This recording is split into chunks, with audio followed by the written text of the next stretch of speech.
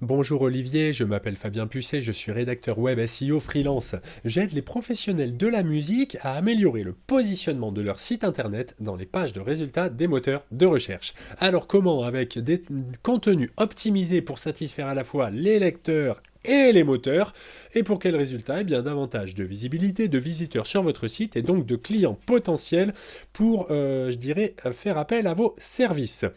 Alors, c'est vrai qu'habituellement, moi, je suis un petit peu plus, j'étais travaillé pour des luthiers, pour des agences de relations presse, pour des formateurs. Et j'ai été un petit peu étonné par votre site. Je ne sais plus comment je vous ai trouvé d'ailleurs. Bon, de fil en aiguille, hein, à force de regarder un petit peu les sites qui parlent de musique, qui sont dans le business de la musique, eh ben, j'ai fini par tomber sur vous et j'ai été un petit peu, oui, surpris parce que je connaissais pas du tout votre niche. Et je trouve ça très intéressant, évidemment, j'adore faire ce genre de découvertes. Et donc je me suis dit que mine de rien, vous pouviez quand même être, je dirais, un petit peu dans ma cible. Puisque voilà, moi l'idée c'est que je suis musicien amateur hein, depuis 25 ans. Donc j'ai fait beaucoup de musique. Des fois, évidemment, hein, quand on fait beaucoup de musique, on se retrouve à jouer d'un instrument, on se retrouve des fois à composer, on se retrouve des fois dans le public de concert, on se retrouve à donner des concerts. Des fois, on va rechercher un peu, faire un pressage, aller en studio. Du coup, forcément, on connaît je connais à la fois un petit peu les acteurs du monde de la musique, les gens qui en font. Je connais évidemment beaucoup les gens qui en écoutent. Euh, donc voilà, c'est un écosystème que je connais assez bien. Donc, je pense que potentiellement, donc vous vous adressez surtout, je dirais, peut-être aux labels, aux distributeurs, aux artistes. Enfin, il y a plein de possibilités. Donc, qui sont des gens que je connais assez bien. Donc, dans l'idée, votre site a une autorité de 2. Alors c'est un chiffre un petit peu virtuel, en fait c'est la moyenne de l'autorité de chacune des pages du site, puisque les moteurs de recherche, ils adressent pas des sites, ils adressent des pages. Donc cette autorité, on veut la faire monter, ça peut aller jusqu'à 100 là, dans cet outil du moins, ça peut aller jusqu'à 100. Plus ce chiffre sera haut, plus ce sera facile de positionner un petit peu ce que vous voulez sur la première page de Google. Comment est-ce qu'on fait monter cette autorité? Eh bien avec des contenus optimisés qui vont produire ce qu'on appelle des mots-clés organiques. Donc les mots-clés organiques, qu'est-ce que c'est? C'est une expression que peut taper un internaute dans un moteur de recherche pour que ce moteur lui propose une page de votre site. Donc évidemment, plus il y en a, plus ça fait de portes d'entrée possibles. Donc là, vous en avez 3, c'est très peu, mais évidemment, pour un site très jeune, c'est normal au début qu'il n'y en ait pas beaucoup.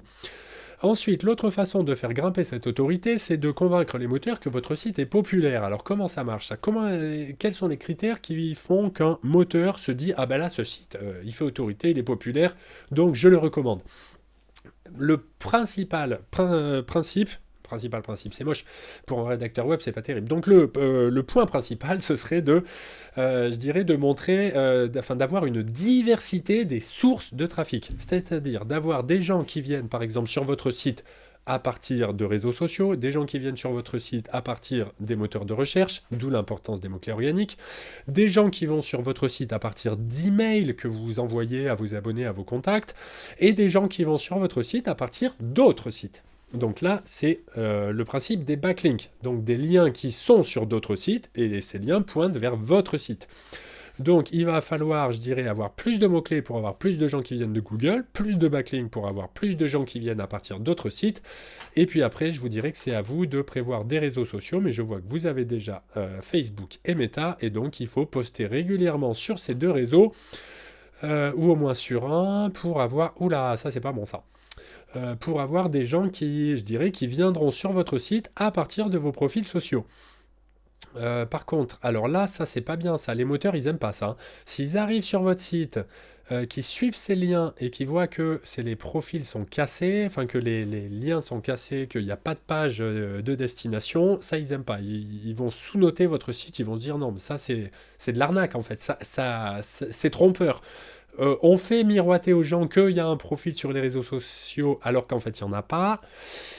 Ça fait voilà un peu pratique trompeuse. Je ne suis pas du tout en train de dire que vous voulez tromper les gens, hein, mais c'est ce que les moteurs interprètent en fait. Ils vont se dire c'est louche. C'est quelqu'un qui fait semblant d'avoir des profils alors qu'il n'en a pas. Donc vous avez bien des mentions légales. Est-ce que ces mentions légales sont bien remplies? Oui, tout à fait. C'est très bien, on a bien le SIRET, le contact, le mail, le téléphone, machin, tout ça c'est dans les clous, c'est parfait. Les informations sur l'hébergeur évidemment. Les moteurs sont de plus en plus exigeants sur ces pages de mention légale et je vois que vous ne l'avez pas pris à la légère, vous avez bien fait, et ainsi que sur la page à propos. Alors la page à propos, elle peut... Ah oui, mais non, c'est pas une page à propos. Ah, en fait, vous êtes sur un site monopage. Site de la boîte, site de la boîte. Ah, si, il y a un blog. Donc blog et boutique, d'accord. Donc là, bon, sur la partie à propos, c'est un peu léger, mais pourquoi pas. Alors, cela dit, ce que les robots regardent particulièrement quand ils découvrent une page, comme ils ont des milliards de pages à visiter tous les jours pour les classer, ils vont à l'essentiel. Et donc, ils regardent principalement le balisage HTML. Alors, ça va concerner les titres et les sous-titres sur les pages, donc les balises H1, H2, H3, etc. Ça va concerner les liens, donc ce soit du maillage interne, des liens entre les différentes pages du site ou des liens sortants.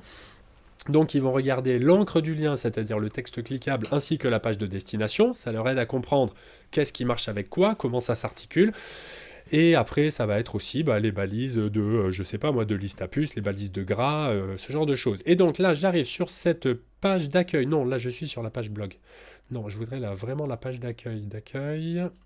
Alors, on va regarder le balisage, en tout cas les titres et sous-titres. Alors là, il y a un problème, c'est qu'on a plusieurs balises H1. Le H1, c'est le nom unique d'une page. Aujourd'hui, je vous envoie une vidéo en vous disant bonjour, je m'appelle Fabien Pucet, je suis rédacteur web. Imaginez que demain, je vous envoie une vidéo en vous disant bonjour, je suis Antoine Bâton, je suis rédacteur web. Et puis, après-demain, je vous envoie une vidéo en vous disant bonjour, Pierre-Paul Jacques, je suis rédacteur web. Vous diriez, mais il est pas net celui-là. Et pourquoi a-t-il plusieurs identités? Enfin, c'est louche, on se méfie des gens qui sont, qui ont plusieurs noms. Et donc là, c'est ce que se diraient les robots. Je fais un petit peu d'anthropomorphisme. Évidemment, les robots ne pensent pas, mais quand ils voient plusieurs H1 sur votre page, ils sont dans le flou, quoi. Ils se disent, mais comment s'appelle cette page? Elle s'appelle solution d'envoi, elle s'appelle à propos, elle s'appelle nos clients. Ça ne va pas. Donc là, cela dit, ça doit être vraisemblablement, je dirais, un problème au niveau du header. C'est-à-dire du bandeau supérieur, bon ça c'est pas grave. Par contre, en dessous, là, il faut vraiment un balisage plus propre. Donc ça, solution d'envoi pour l'industrie musicale, ça c'est votre cœur de métier, ça, que ce soit le H1, ok. Même si sur la page d'accueil, souvent le H1, ça va être plutôt, on va être plutôt sur le nom de la marque, sur la boîte. Mais pourquoi pas solution d'envoi pour l'industrie musicale, ça marche très bien. Mais donc, à propos, nos services, nos clients et news, il faudrait le passer en H2. Excusez-moi. Je suis un petit peu enrhumé. Il faudrait le passer en H2, et puis derrière tout ça, là, nous expédions pour vous, création de votre e-boutique, tout ça, ce serait à passer en H3, il faudrait le remonter. En fait, il ne faut pas confondre le balisage HTML avec un outil de mise en forme du texte. Sur un traitement de texte, oui, c'est un outil de mise en forme. Mais sur un site internet, c'est plus un outil de structure qui va renseigner principalement les robots. Alors, du coup, ça c'est, je dirais que la page est bien. Vous renseignez bien les utilisateurs humains, mais c'est vrai que c'est un peu léger pour les moteurs. Alors maintenant, évidemment, la partie blog, moi ça m'intéresse particulièrement, puisque en tant que rédacteur web, je regarde l'article. Alors voilà, ça c'est trop léger, c'est trop court. Généralement, on parle d'un minimum de 300 mots pour intéresser les robots des moteurs de recherche. Donc là, les 300 mots, on n'y est clairement pas. Et ensuite, ce qu'il faut faire aussi entre les articles de blog, c'est ce qu'on appelle le maillage interne, c'est-à-dire faire des liens entre les différents articles, entre eux, et après, on aura un maillage plus stratégique qui va envoyer vers les pages, je dirais, de conversion, qui fait que, par exemple, je ne sais pas, imaginez quelqu'un qui a tapé création de merchandising dans Google, puisque voilà, c'est un artiste ou c'est un label qui se dit, tiens, il faudrait faire des t-shirts, il va taper création de merchandising et admettons que vous soyez le lien numéro 1 sur Google, ce qui là clairement ne peut pas être le cas, je pense que cet article n'est pas indexé parce qu'il est beaucoup trop court. Mais imaginons, il a cliqué sur votre lien qui a été proposé par Google dans le top 3, il a cliqué dessus, il arrive sur cette page et il se dit, il voit, nous réalisons votre merge, création graphique, il voit très bien tout ça, il arrive en bas, il n'y a rien. Bon, il se barre en fait. Ce qu'il faudrait, c'est que là, par exemple, création graphique renvoyée sur un autre article qui parle de création graphique. Fabrication des produits, là, moi, je veux en savoir plus. Est-ce que ces produits sont fabriqués en France? Est-ce qu'ils sont fabriqués à l'étranger? Est-ce qu'ils sont fabriqués dans des matériaux, je sais pas, moi, des textiles avec des encres, je sais pas, écologiques ou quelque chose. Enfin, je m'en fiche, moi, que ce soit écologique ou pas, mais il y a des gens qui s'en fichent pas.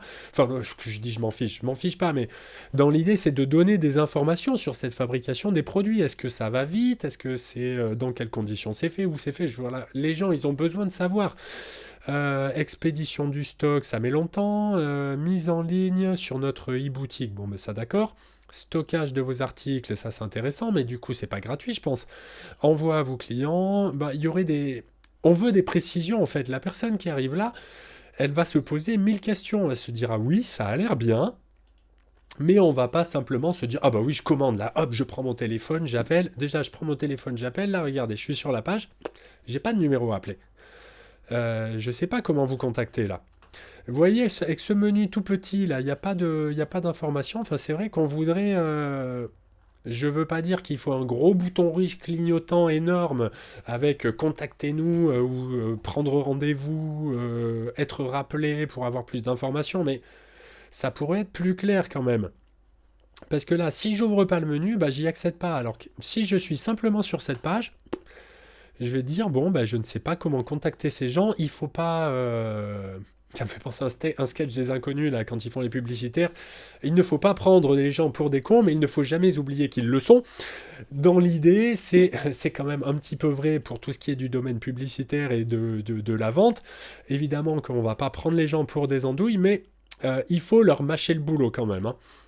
Il faut leur mâcher le boulot, donc là, ce serait bien d'avoir voilà, des liens cliquable pour celui qui est intéressé, de se dire voilà comment sont fabriqués ces produits, comment ça se passe la création graphique, donc pouvoir cliquer dessus, accéder à d'autres infos, et aussi sur le site d'avoir mis en évidence vraiment un numéro de téléphone, une adresse email, un bouton contact, quelque chose qui permette vraiment d'aiguiller les gens, de les aider, de les prendre par la main, de leur dire regarde c'est là, c'est ici que tu dois cliquer, c'est là, c'est à ce numéro que tu dois appeler, c'est à ce mail que tu dois faire ta demande. Il faut mettre un call to action en bas, de dire voilà, rejoignez-nous, notre page, contactez-nous pour en savoir plus. Simplement quelque chose comme ça, vous mettez contactez-nous pour en savoir plus avec un lien vers la page contact, et puis ça peut suffire. Mais donc là pour l'instant, voilà. Moi il me semble qu'au niveau de l'expérience utilisateur, bah, vous êtes un petit peu léger. Il faut, je dirais, davantage mâcher le boulot des internautes pour leur faire. Je dirais, voilà, sur la page d'accueil, c'est bien, même si je vous disais, vous renseignez bien les utilisateurs humains, mais pas suffisamment les moteurs. Et au niveau là de l'article de blog, clairement, bah, c'est pas suffisant puisque bah, déjà c'est trop court, ça va pas s'indexer. Et puis en plus, je dirais ça manque d'infos, ça manque d'appel à l'action, ce genre de choses. Bref, excusez-moi, cette vidéo est beaucoup trop longue. Je vous remercie de l'avoir regardée en entier. J'espère que vous prenez un petit peu conscience, si c'était pas déjà le cas, des opportunités liées au référencement naturel. On n'a pas regardé les mots-clés, je crois. Les mots-clés, oui, la boîte. Bon, il me dit 3 mots-clés, il ne m'en montre qu'un. Bon, bah du coup, voilà, il faudrait vraiment que vous soyez, je dirais, je pense, présent sur des requêtes du type, je sais pas, solution d'envoi, merchandising, stockage de merch. Enfin, je sais pas, il faudrait faire une étude de mots-clés pour voir un petit peu le... Voilà, ben, en tout cas, tout ça, là, par exemple. Conception et fabrication de produits, création d'e-boutique, expédition... logistique, sortie d'album, comment promouvoir son album, ce genre de choses. Et évidemment, votre réponse, ce serait grâce au merch. Et puis, avec nous, enfin voilà, il faut que vous soyez présent sur ce type de requête. Alors après, là, c'est vrai que voilà, le trafic est en baisse, les mots-clés sont en baisse. Je vous dirais qu'il faudrait quand même faire des choses. Il faudrait plus de backlinks, plus de contenu. Il y aurait des choses à faire pour que votre site soit vraiment utile, pour récupérer du trafic. Mais là, mais même, enfin, oui, on ne veut pas récupérer 7 visites par mois, hein. Là, normalement, voilà, vous pourriez, sur ce type de service, je pense qu'ils peuvent intéresser beaucoup de monde. Vous pourriez avoir, je sais pas, au moins 1000 visiteurs mensuels. Enfin, bon, il y aurait des choses à faire pour améliorer, je dirais, votre acquisition naturelle. Peut-être, voilà, vous avez du bouche à oreille, vous avez du réseau, vous avez peut-être de la conversion des contacts via les réseaux sociaux. Ben non, pas les réseaux sociaux, on a vu qu'alors soit vous les avez pas encore mis en place. Mais donc voilà, il me semble qu'il y a beaucoup de choses à faire sur votre site, qui a un gros potentiel. Donc, bon, bah écoutez, que vous souhaitiez ou non faire appel à mes services, je suis à votre entière disposition pour échanger sur les bonnes pratiques de référencement naturel et de rédaction web. Et il ne me reste plus qu'à vous souhaiter une excellente journée. Au revoir.